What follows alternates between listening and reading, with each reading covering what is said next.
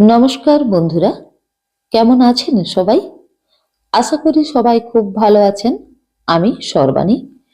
আমার বই পড়ুন বইকে ভালোবাসুন চ্যানেলের আজকের নিবেদন লেখিকা আশাপূর্ণা দেবীর লেখা একটি ভৌতিক ছোট গল্প 18 বছর পরে। শুনতে থাকুন। 18 বছর পরে। পরীক্ষার ঠিক আগেই পুলু মানে পুলকেশ তার সব থেকে নিকট বন্ধু উজ্জ্বলকে বলল কথাটা। উজ্জ্বল হাঁ হয়ে বলল, কি বললি? পরীক্ষায় ফেল করলে তুই হয় গলায় দড়ি দিয়ে ঝুলে পড়বি, নয়তো রেল লাইনে গলা দিবি। পুলু বীর দর্পে বলল, তো ফেল করলে তাছাড়া আর কি করব শুনি? তোরা সবাই কলেজে ভর্তি হতে যাবি, আর আমি এই মেচেদা বয়েজ হাই স্কুলে পড়ে থেকে জাবর কাটবো, ইয়ার কি নাকি? উজ্জ্বল রেগে বলল, আগে থেকেই মরা কান্না কাঁদছিস কেন? না মরতেই কফিন বানিয়ে কবর খুঁড়ে রাখছিস কি জন্যে? ফেলিবা করতে যাবি কেন? পুলু আরো বীরদর্পে বলল, সারা বছর পড়ার বইয়ের পাতা উল্টাবো না, কেবল গোয়েন্দা গল্প পড়বো আর আড্ডা মেরে বেড়াবো, আর পরীক্ষায় পাশ করব, মন্দবাজি নাকি? উজ্জ্বল এবার রেগে বলল, আমার কাছে গুল মারতে এসেছিস? সারা বছর তুই পড়ার বইয়ের পাতা উল্টাসনি, শুধু গল্পের বই পড়ে আর আড্ডা দিয়ে কাটিয়েছিস। এই কথা বিশ্বাস করতে বলছিস আমায়? বিশ্বাস করা না করা তোর ইচ্ছে, তবে গড প্রমিস, মা কালীর দিব্যি। ফের পুলু, কতদিন বলেছি যখন তখন এসব মা কালীর দিব্যি টিব্বি বলবি না। সরি, কি করবো বল, মুখে এসে যায়।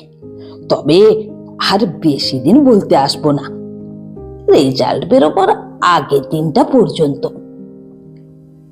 উজ্জ্বল রেগে মেগে বলল, তো অতদিনই বা অপেক্ষা করার কি আছে? আর কষ্ট করে পরীক্ষা দেবারই বা কি আছে? এখনই রেল লাইনে গলা দিকে যা, নয়তো গলায় দড়ি দিয়ে ঝুলে পড়ে গে যা। বাহ, এখনই কেন? পুলু হি হি করে হেসে উঠে বলল, যতক্ষণ না গালে মুখে চুনকালি পড়বে ততদিন মনের আনন্দে চড়ে বেড়াবো না। পরীক্ষার পড়া পড়ছি বলে মা রোজ রোজ মাছের মুড়ো খাওয়াচ্ছে, আর পিসি দুধ খিনিয়ে সাধছে, আর বাবা মাঝরাতে আমার ঘরে আলো জ্বলতে দেখে দয়া দয়া গলায় বলছেন, আর রাত জাগিস না বাবা, এবার শুয়ে পড়। গল্পের বইগুলো আমি অলওয়েজ পড়ার বইয়ের মধ্যে রেখে পড়ি, তা এসব আদর টাদর গুলো ছাড়বো কেন? তাছাড়া পরীক্ষার পরে 2 মাস কি সুখের সেই দিন ভাব, তখন আর পড়ার বইয়ের খাঁজে ঢুকিয়ে গল্পের বই পড়তে হবে না, সকলের নাকের সামনে দেখে দেখে পড়া যাবে। দুপুরবেলা ছিপ হাতে নিয়ে পুকুর ধারে বসতে পারা যাবে। আবার শুনেছি আমার পরীক্ষা হয়ে গেলেই সবাই মিলে নাকি হাজারিবাগে ছোট পিসির কাছে বেড়াতে যাওয়া হতে পারে। তাহলে এইগুলো বরবাদ করবো কেন? তাছাড়া আমি তো আর তাদের মতো কষ্ট করে সত্যি পরীক্ষা দেব না। আমি মনের আনন্দে পরীক্ষার খাতায় যা খুশি লিখে আসবো। উজ্জ্বল আবারও বলে উঠল, ভাগ ভাগ, খুব কায়দা দেখানো হয়েছে। তুই জানিস আমাদের থেকে ভালোই লিখবি, আর তখন দাঁত বার করে হেসে বলবি, কেমন ধাপ্পাটি দিয়েছিলাম। পুলু এখন গম্ভীর হয়ে গেল, বলল, কি করে বিশ্বাস করাবো বল? তুই তো আবার মা কালী দিব্যি দিতে বারণ করেছিস। যদি 300-তে আপত্তি না থাকে তো বলি, সত্যি সত্যি সত্যি। উজ্জ্বলের মুখটা এখন শুকিয়ে গেল।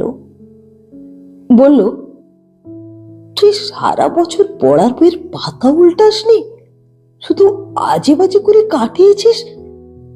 এই কথা তো কই আগে কোনোদিন বলিসনি। আমি তোর এত বন্ধু, সেজন্যই তো।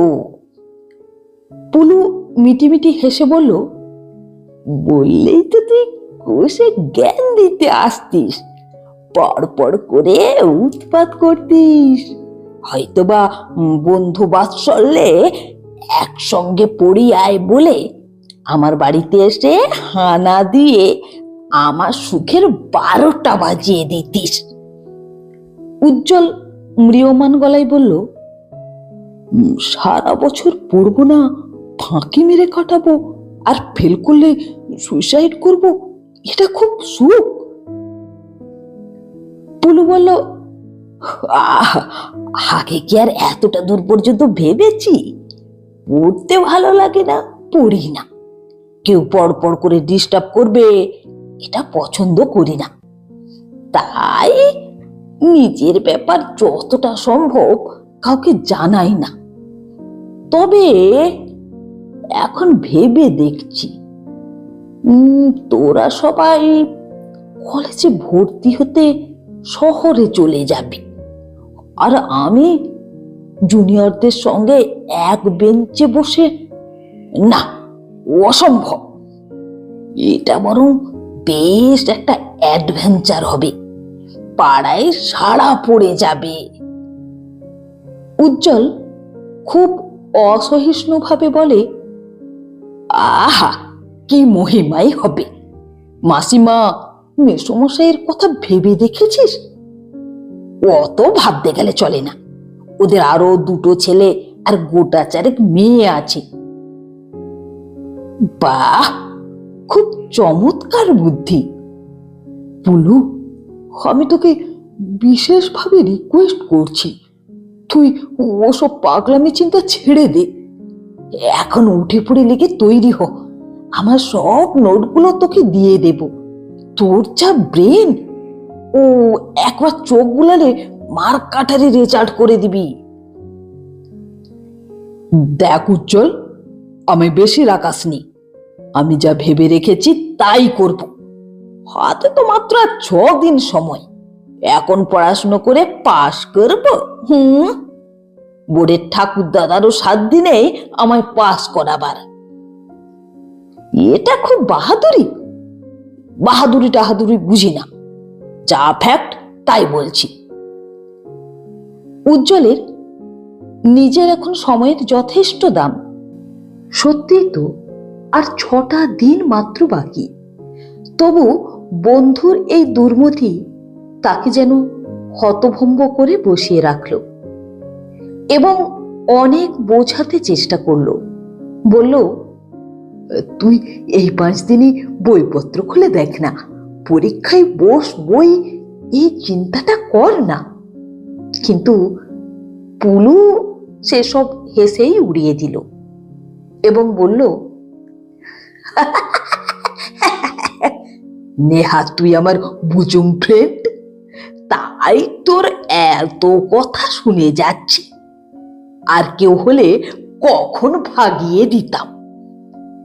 উজ্জ্বল খুব দুঃখের গলায় বলল, কিন্তু একটা কথার জবাব দে তো, বরাবর ক্লাসে ভালো রেজাল্ট করে প্রমোশন পেয়ে এসেছিস, হঠাৎ এবছরে পরীক্ষার বছর জেনেও এরকম বিদঘুটিপনা করলি কেন?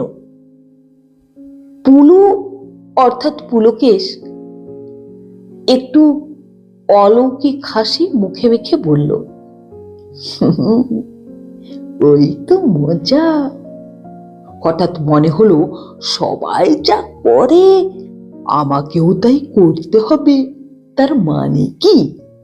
পড়তেই হবে, পরীক্ষায় ভালো রেজাল্ট করতেই হবে, যথা নিয়মে কলেজে গিয়ে ঢুকতেই হবে, এর কোনো মানে আছে? আমি কি একটা কৃতদাস? আমার নিজের কোনো স্বাধীনতা থাকবে না? আমার যদি পড়ার বইগুলো হঠাৎ দু চক্ষের বিষ লাগতে শুরু করে, যদি গল্পের বইগুলো বেশি টানে, কেন আমি জোর করে আহ্লাদের জিনিসটা ছেড়ে বিরক্তিকর জিনিসটা দাসত্ব করব? অদ্ভুত, তার কথা শুনে মনে হচ্ছে মাথাটা খারাপ হয়ে গেছে। সত্যি বলছি বুনু, আমার মনে হচ্ছে তোর মাথা ট্রিটমেন্ট করা দরকার। পুলু হো হো করে হেসে উঠল। আমার মাথা তোদের চেয়ে অনেক ভালো। আচ্ছা, তাহলে তুই রোজ স্কুলে আসতিস কেন? সে তো বাড়ির লোককে ফাঁটা দেবার জন্যে। তাছাড়া না এলেই তো বাড়িতে বকাবকি শুরু করে দেবে। উজ্জ্বল শেষ চেষ্টা করে বলে, তা রোজ যখন ক্লাসে এসে বসেছিস, কিছু তো জানা হয়েছে বাবা, সেগুলোই ভেবে ভেবে। অত সস্তা নয় মানিক। ক্লাসে আমি বসে খাতায় স্যারেদের কার্টুন এঁকেছি, ওদের ভঙ্গি নকল করে মুখ ভেঙিয়েছি, আর ডিটেকটিভ গল্পের বই পড়েছি। উজ্জ্বল হতাশ হয়ে নিঃশ্বাস ফেলে ভাবে, তার মানে সত্যি মাথায় কিছু গোলমাল হয়েছে। আরো দুঃখের গলায় বলে, কিন্তু তুইও তো এমন ছিলি না পুলু। ছিলাম না, হয়েছি। মানুষ কি চিরদিন একই রকম থাকে? চিরদিন একরকম থাকে বন মানুষরা। বলে আবার ফ্যাক ফ্যাক করে হাসে পুলু।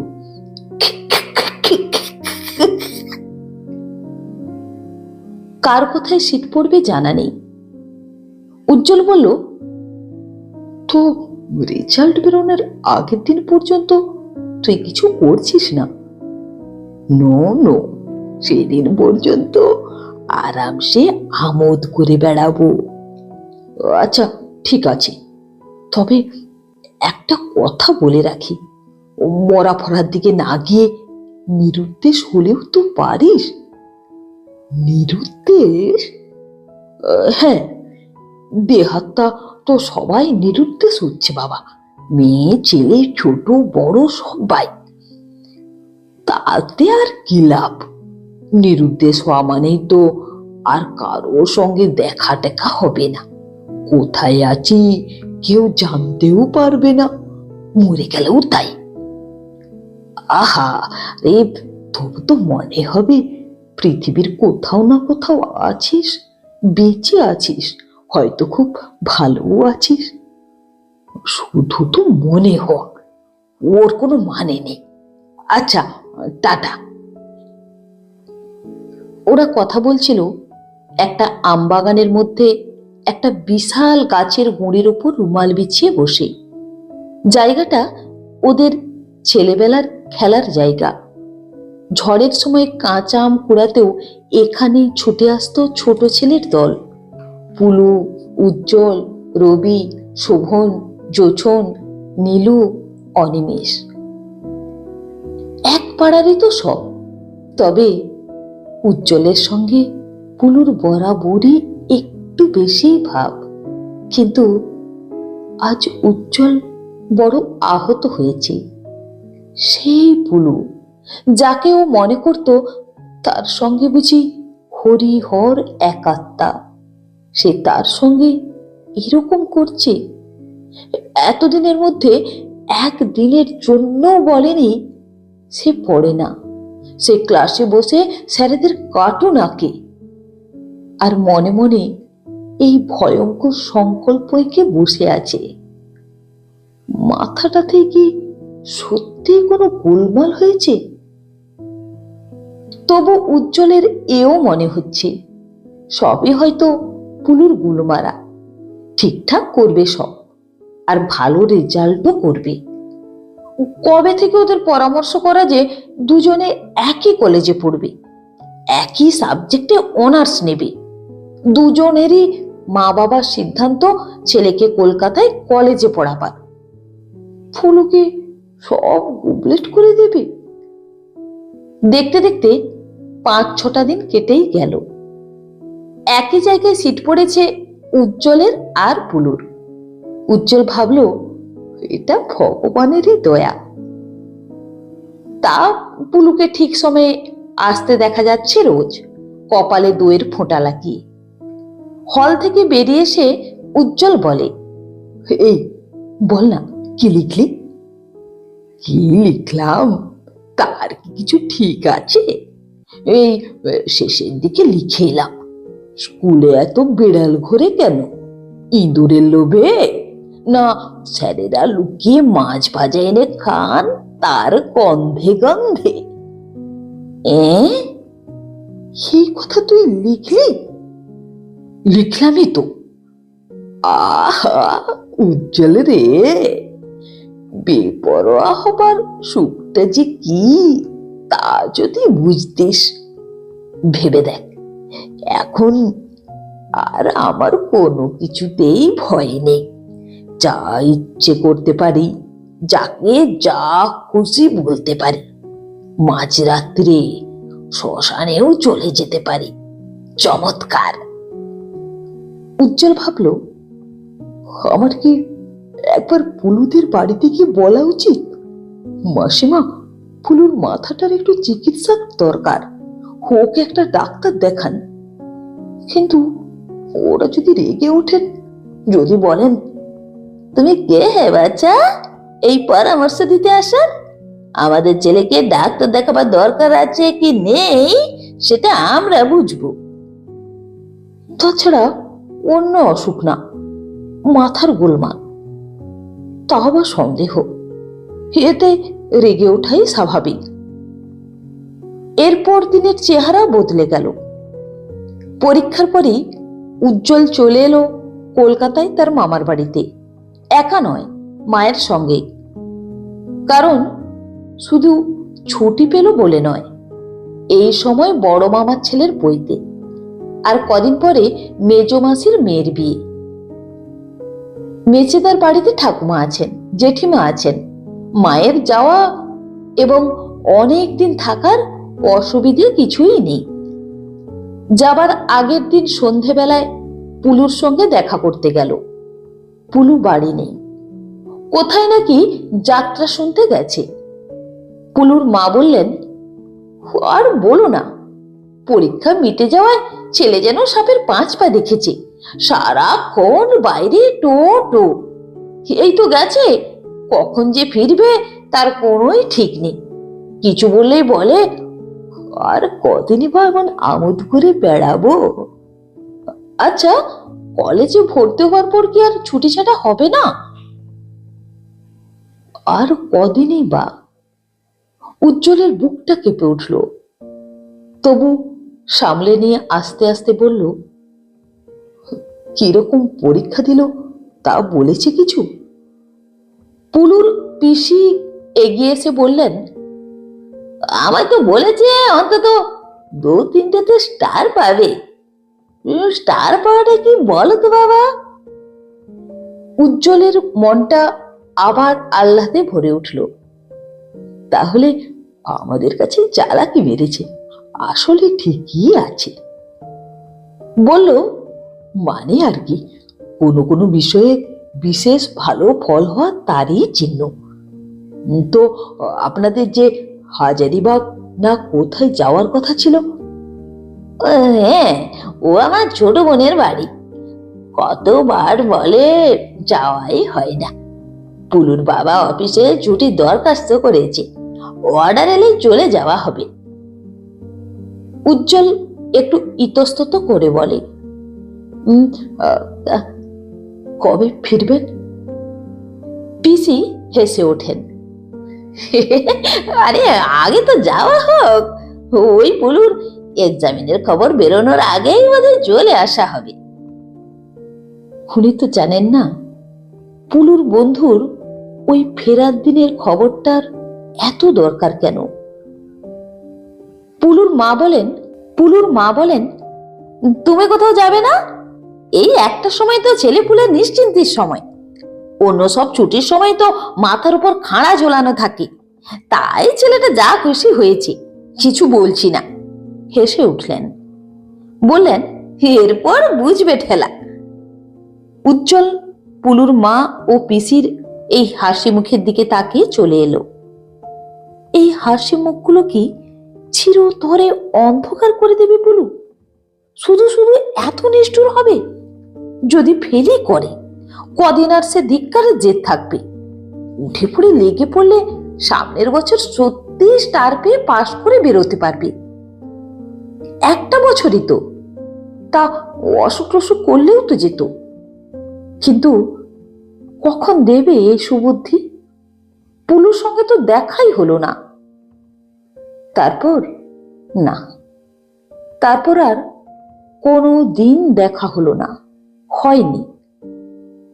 কলকাতা থেকে শুনে এসেছিল উজ্জ্বল হাজারিবাগে পিসির বাড়ি গিয়ে খুব আমোদ আহ্লাদ হইচইতে কাটিয়ে ঠিক ফেরার দিনই পুলু নামের ছেলেটা নিরুদ্দেশ হয়ে গেছিল।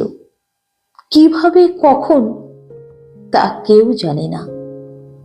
নিরুদ্দেশ, তাও ভালো। উজ্জ্বল মনে মনে বন্ধুর প্রতি একটু কৃতজ্ঞতা বোধ করেছিল। তাহলে তার কথা রেখেছে পুলু, অন্তত আত্মহত্যা করেনি। কিন্তু এসব কি আর আজকের কথা? সেই প্রবেশিকা পরীক্ষা দেওয়া উজ্জ্বল আজ একজন প্রতিষ্ঠিত ইঞ্জিনিয়ার, চাকরি নিয়ে চলে এসেছে আসামে। এতদিন পরে অলৌকিক অথবা অবিশ্বাস্য হঠাৎ দেখা হয়ে গেল পুলুর সঙ্গে। সাইটে কাজ সেরে সন্ধ্যের মুখে বাসায় ফিরে দেখে ঝিকিমিকি বেলায় ওর কোয়ার্টারের গেটের কাছে কে একজন দাঁড়িয়ে।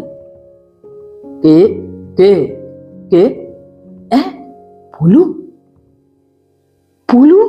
পুলু, তুই আছিস তাহলে? আমার কথা রেখেছিলি তাহলে? আয় আয়, ভেতরে আয়। ও, ধারণা করতে পারিনি আবার দেখা হবে, বিশ্বাসই করতে পারছি না। কিন্তু কি আশ্চর্য, তুই যে মোটেই বদলাসনি দেখছি, একদম একই রকম আছিস। এখনো স্কুলের ছেলে বলে চালিয়ে দেওয়া যায়। আর এই আমায় দেখ, মাথার সামনে চুল হয়ে পাক ধরে গেছে। প্রায় টানতে টানতে তাকে ধরে নিয়ে এলো ঘরের মধ্যে। উজ্জ্বলের এত উচ্ছ্বাসের পরিবর্তে ফুলু কিন্তু আদেও কথা কইল না, শুধু মুচকি হাসি মাখা মুখে তাকিয়ে রইল। তার সেই পেটেন্ট হাসি, দুষ্টুমি আর চালাকি ভরা হাসি। তার মানে কোনো দিক থেকেই বদলায়নি পুলু। জীবনে যে আর কখনো দেখা হবে এ আশা ছিল না। সত্যি বলতে পুলু নামের সেই হঠাৎ বেপরোয়া হয়ে ওঠা ছেলেটিকে আর তেমন মনেও ছিল না উজ্জ্বলের। হয়তো কদাচিৎ কখনো মনে হতো, কি জানি কোথায় আছে, আছে কি নেই, তাই বা কে জানে। থাকলে কি আর একবারও কোনো খবর পেতাম না? কিন্তু নিজেরও অবশ্য জীবনের ধারা অনেক দূরে প্রবাহিত হয়ে গেছে। বাবা মারা গেছেন, ঠাকুমা তো আগেই। মা কলকাতায় বড় মামার কাছে থাকেন। ছোট ভাই প্রজ্জ্বল কলকাতাতেই পড়াশোনা করছে। বোনের বিয়ে হয়ে গেছে। কাজেই মেচেদার সঙ্গে এখন আর কোনো সম্বন্ধ নেই, যাওয়া আসাও নেই। কিন্তু পুলু উজ্জ্বলের খবর টবর জানাবার জন্য কোনো উৎসাহ দেখালো না। আর উৎসাহ করবেই বা কোন ফাঁকে? উজ্জ্বলের উৎসাহের তোড়েই তো ভেসে যাবার জোগাড়। হঠাৎ হারানিধিটি পেয়ে উজ্জ্বল যে কি করবে ভেবে পাচ্ছে না। বুকে রাখবে না কোথায়, নাকি জড়িয়ে ধরে? পুলু এখন একটু ফিকে হাসি হেসে বলল, তা না হলে তুই চিনবি কি করে? আমি চিনবো বলে তুই স্বভাবেও একই রকম আছিস, কেবল গুলমারা কথা। আমার তো আর নিচেদায় যাওয়া টাওয়া হয় না। তুই আর বাড়ি টাড়ি যাসনি? বাড়ি? পুলু খ্যানখ্যানে গলায় হেসে ওঠে।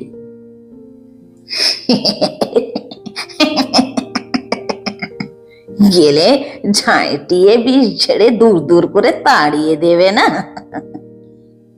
উজ্জ্বল গম্ভীর হয়। ছি পুলু, এরকম বলিস না। গুরুজনদের প্রতি অবিচার করা হয়। ছেলে একবার ফেল করলে কি লোকে তাকে না না না, ছি। তা যাক, বাড়ি তো ফিরিসনি বুঝেছি। তো বিয়ে টিয়ে করেছিস? ভাগ, বোকার মতো কথা বলিস না। আহা, তা জীবনটা কাটালি কিভাবে জানতে ইচ্ছে করে না? জীবন? পুলু আবার হেসে উঠে বলে,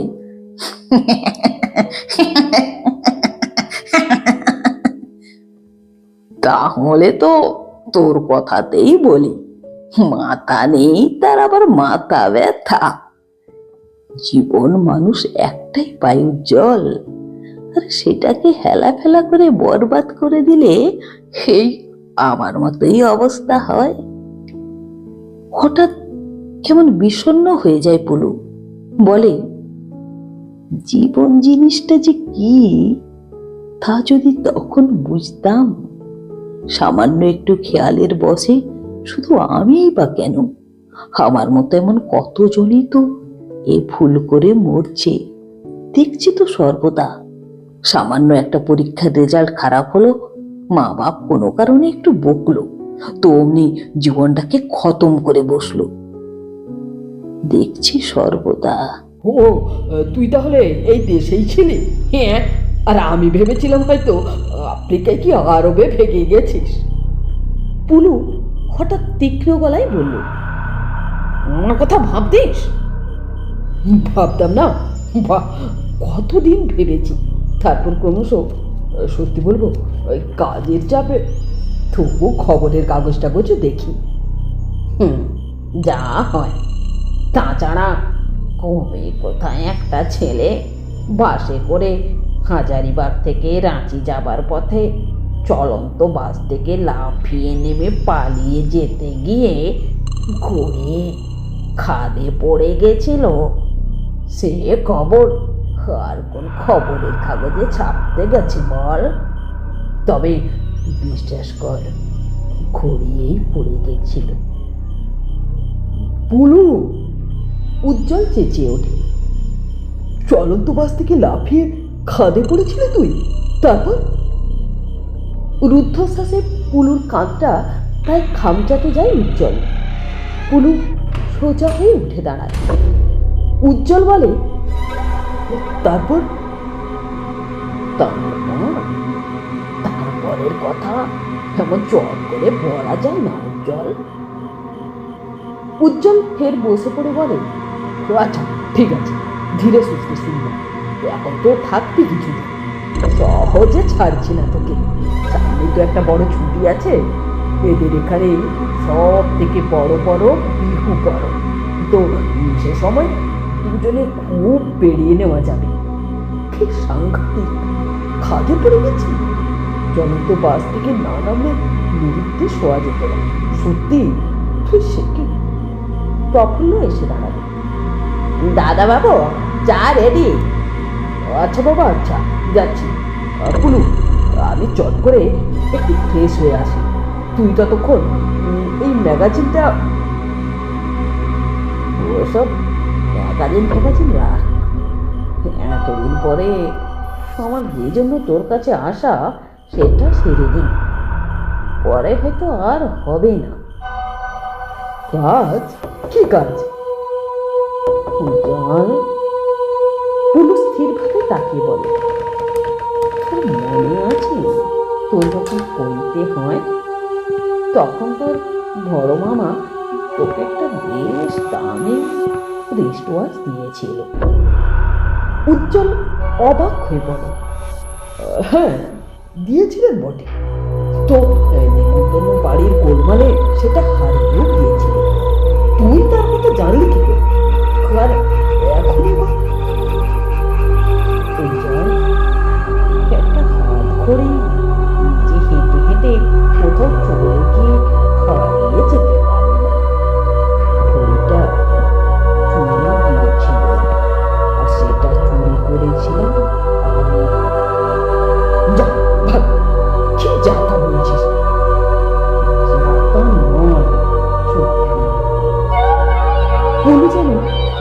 স্বর্গের মতো বলি চলে। ঘড়িটা ভীষণ সুন্দর দেখতে ছিল। আমার দেখে হঠাৎ খুব লোভ হলো, তুলে নিলাম। নিয়ে ফেলেই ভাবলাম, ছি ছি, এ কি। কিন্তু তারপর মুশকিল হলো। ঘড়িটা ফিরিয়ে দেবার ইচ্ছা হলেও এই ইচ্ছায় ফিরিয়ে দিতে পারলাম না। ভেবেছিলাম চুপি চুপি একদিন তোর পকেটে চালান করে দেব, কিন্তু সুবিধে হলো না। তারপর তো কত কি। কিন্তু সেই চুরির বোঝা বয়ে বেড়াতে বেড়াতে চুপ করে গেল। পকেট থেকে সেই বহুদিন বিস্তৃত হাতঘড়ি বার করে টেবিলের উপর রাখলো পুলু। একদম নতুনই রয়েছে, ঝকমক করে উঠল। কি আশ্চর্য! হাঁ হয়ে ঘড়িটার দিকে তাকিয়ে রেখে উজ্জ্বল। তারপর আবেগের সঙ্গে বলল, এতদিনের এত কাণ্ডের মধ্যে তুই তুচ্ছ ঘড়িটা খাদে গড়িয়ে পড়ার পর কি করে উঠে এলি? আবার কি বাড়ি গেলি, নাকি ঘড়িটা তোর সঙ্গেই ছিল? আমি তো কিছুই বুঝতে পারছি না রে বাবা, মাথা ব্যথা গুলিয়ে যাচ্ছে। ঘড়িটি হয়েছিল আমার সেই 13 বছর বয়সে, আর এখন এই 29। সেই ঘড়িটা সত্যি সেটাই নাকি তুই এখন কিনে টিনে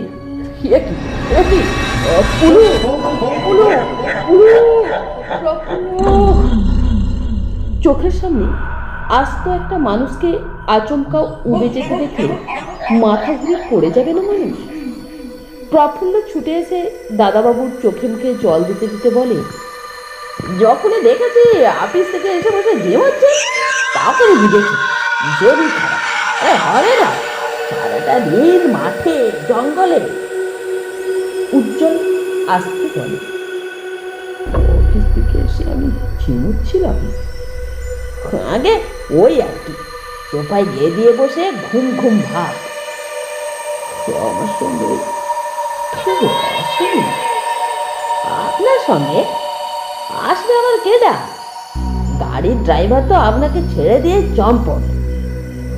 আমি তোকে চা তৈরি করতে, ভালো করে রান্না করতে বলিনি। বলবেন আবার কখন? তা তো আমি বানিয়েছি।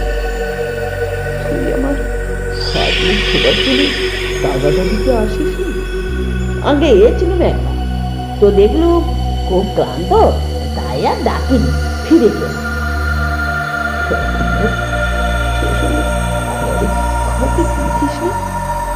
কাকে আবার দেখবো দাদাবাবু? দেয়ালে একটা টিকটিকিও তো নেই।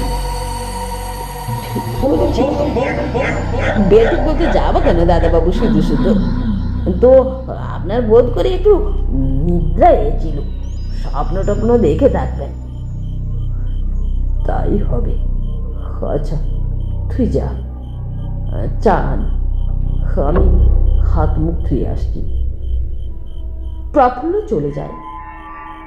তার উজ্জ্বল স্থির চোখ টেবিলের উপর পড়ে থাকা সেই হাত ঘড়িটার দিকে তাকিয়ে থাকে। স্বপ্ন, মায়া, ঘুরেছে মনে। তাহলে এটা কি? বড় মামার দেওয়া সেই ঘড়িটাই, যেটা হারিয়ে যাওয়ায় ভীষণ মন খারাপ হয়ে গিয়েছিল উজ্জ্বলের। কিন্তু এখন এতদিন পরে ফিরে পেয়ে মনটাকে খুব ভালো হয়ে গেল। কই চন্দ্রনা মুচড়ে উঠছে যে। বন্ধুরা, আমার এই গল্প পাঠ যদি আপনাদের ভালো লেগে থাকে, তাহলে আমার গল্পটিতে একটি লাইক দিয়ে আমার চ্যানেলটি সাবস্ক্রাইব করে আমার সঙ্গে থাকার অনুরোধ রইল। নমস্কার।